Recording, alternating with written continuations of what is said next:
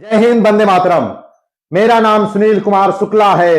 मैं इस प्रदेश के मुखिया माननीय मुख्यमंत्री श्री योगी आदित्यनाथ जी तथा उत्तर प्रदेश पुलिस परिवार के मुखिया डीजीपी महोदय का ध्यान आकृष्ट करना चाहता हूं।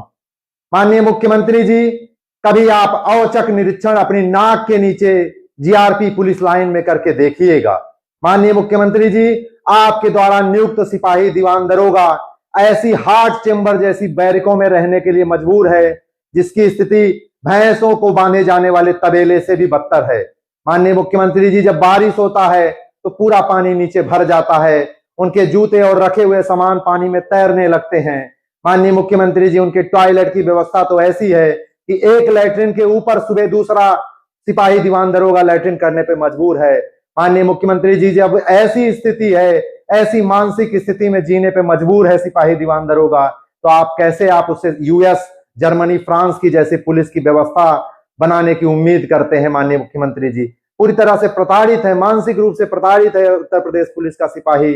माननीय मुख्यमंत्री जी, उनके फैमिली क्वार्टर जो हैं वो इतनी बद से बदतर स्थिति है।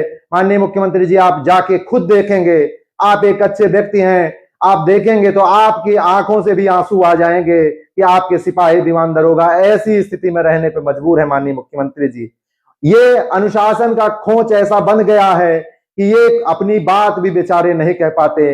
मैं तो अपनी जान को हथेली पर रख के ये बात कर रहा हूं। माननीय मुख्यमंत्री जी, मेरे साथ कुछ भी हो सकता है, लेकिन अब इस चीज की कोई मुझे परवाह नहीं है।